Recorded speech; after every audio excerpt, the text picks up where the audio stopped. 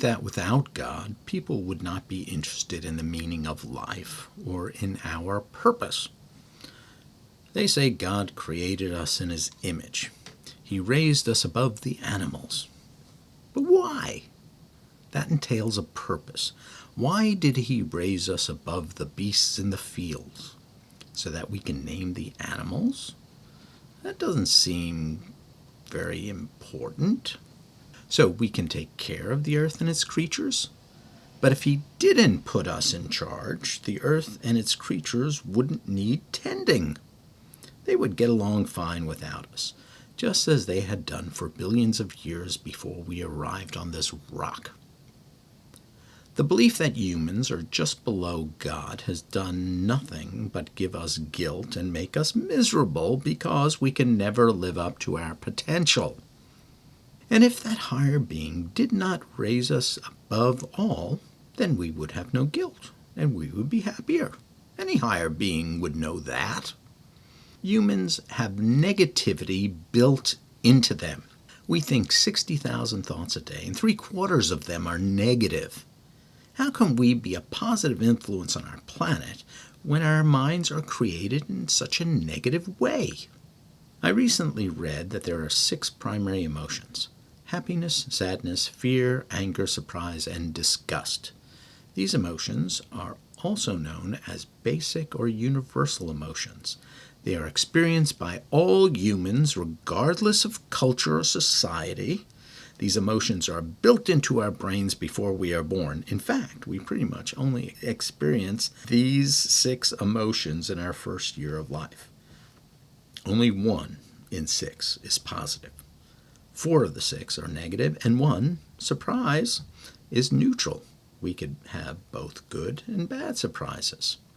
We have these 6 emotions, overwhelmingly negative, and then God demands that we should be better than we possibly could be. He knows He's setting us up for failure from how He wired our brains. Now, I have read several parenting books in my time, and none of them say if you want your kids to be happy, set unrealistic goals for them. We are overcome with guilt because our higher being has made us believe that we should be more than we are. No wonder most of us are hot messes. Why didn't the big guy just leave us alone? Why are we in this game where nobody knows the rules? Once again, ladies and gentlemen, this is my struggle.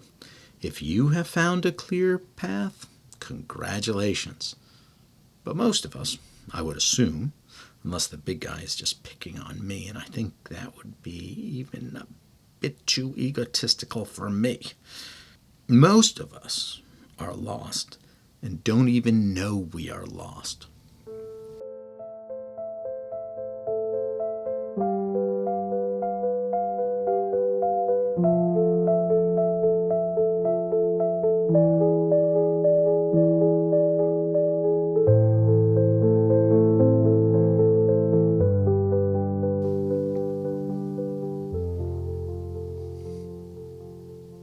The next section needs some explanation, which is saying a lot because most of the stuff I have shared with you, my dear listeners, is batshit crazy.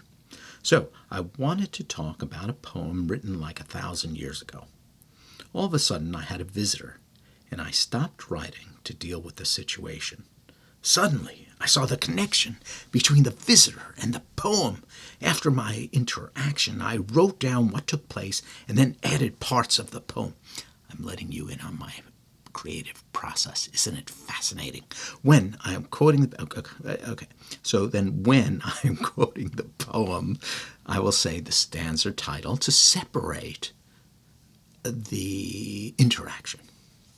But both ancient poem and modern events are absolutely true or existed in the way I described. I'm sure that will clarify or confusticate the section even more. Thank you.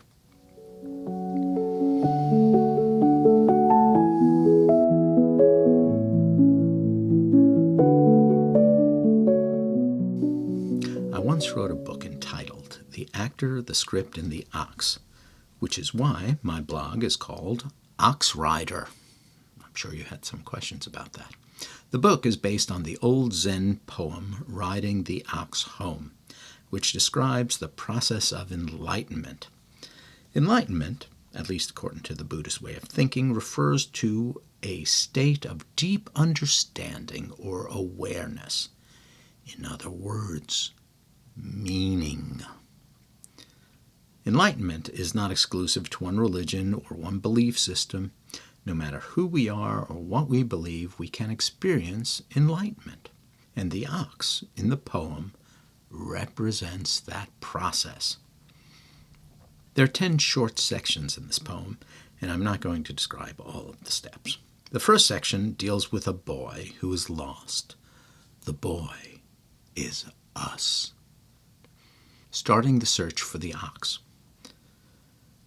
Alone in the wilderness, lost in the jungle, the boy is searching, searching. The swelling waters, the faraway mountains, and the unending path. Exhausted and in despair, he knows not where to go. He only hears the evening cicadas singing in the maple woods. We are all searching for something. Most of us, most of the time, are distracted by what corporate America wants to sell us. The new iPhone, a new car.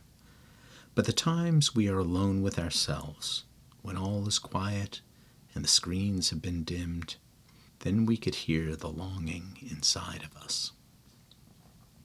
Catching a glimpse of the ox. On a yonder branch perches a nightingale singing cheerfully. The sun is warm and a soothing breeze blows. On the bank the willows are green. The ox is there all by himself. Nowhere is he to hide himself. The splendid head decorated with stately horns, what painter can reproduce him? I'm sitting at my kitchen table. I have plants by my bay window. On the shelf where the smaller plants live, a gecko just appeared.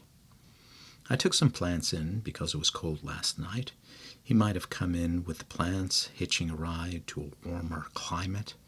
He may have come in when I took my dog out weeks ago.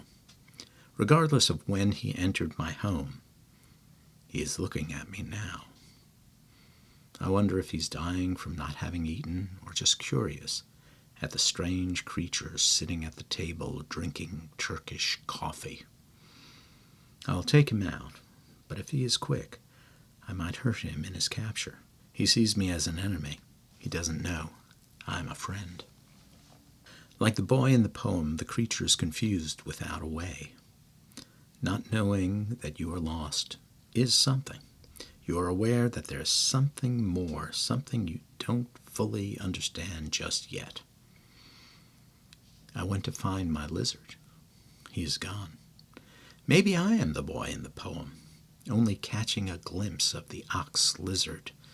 I look for him again, and he is lying on a leaf of my night-blooming cereus, perfectly hidden on the brown stems. My lizard waited for me as I walked over to the plant on which he was hiding. No movement, no fear. He knew what I wanted to do. I looked at the creature. He turned his head away from me. Catching the ox. With the energy of his whole being, the boy has at last taken hold of the ox. But how wild his will, how ungovernable his power. At times he struts up a plateau. When lo, he is lost again in an impenetrable mountain pass. I picked up my friend. He opened his mouth, unaccustomed to being handled in this manner. Then he laid his head on my fingers as I held him gently. It appeared that he died, but I knew he was still alive. Ox lost, man remaining. Riding on the animal, he is at last back in his home, where lo, the ox is no more. The man alone sits serenely. Though the red sun is high in the sky, he is still quietly dreaming. Under a straw-thatched roof are his whip and rope idly lying. I opened the door, and when the cool air touched him, the gecko opened his eyes. I put him down on the ground near my dryer vent, knowing he would be warm because I was just finishing a load of laundry. He lay there a moment before looking at me. Then he turned his head and disappeared under the fallen leaves. He was there and I was there, but we were once again alone. I walked back into my house. Returning to the source. To return to the origin. To be back at the source. Already a false step, this. Far better it is to stay at home blind and deaf and without much ado. Sitting in the hut, he has no awareness of things outside. Behold the streams flowing whither nobody knows, and the flowers vividly red. For whom are they? I sit back at the table and continue my writing. What was the meaning of that encounter with the gecko? A momentary connection between two creatures, one human and one reptilian. Maybe returning to the source means that we don't have to go outside of ourselves to find adventure, to find meaning. If we just open our eyes exactly where we are, life will blossom before us. I see a gecko on my windowsill, and I feel wonder. I look again. He is gone. Oh, sadness. He returns, and happiness enters with him. I take him from his perch, excitement. I hold him in my hand, and I understand my responsibility. I set him free, and my sadness mixes with happiness, because I know he is where he needs to be. All things must find their own way. The last section talks of the boy, now an old man, going into town in rags. No one cares about him. Few even notice him there. But everything he touches changes in a positive and fundamental way. The existentialists say that each of us must find our own meaning. God does not give us meaning. Our job does not give us meaning. Even our family does not give us meaning. But if we have meaning in our lives, each of those things will bring us joy. Einstein said we could either look at life in one of two ways. Either everything is a miracle, or nothing is. There's meaning in everything we do, if in everything we do we find meaning. And the opposite is true as well.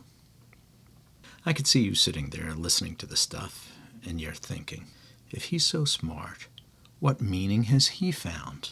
Tell us, Winter. Tell us the secret.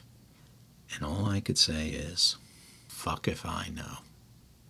I am A.F. Winter, and this has been Confusional Arousals.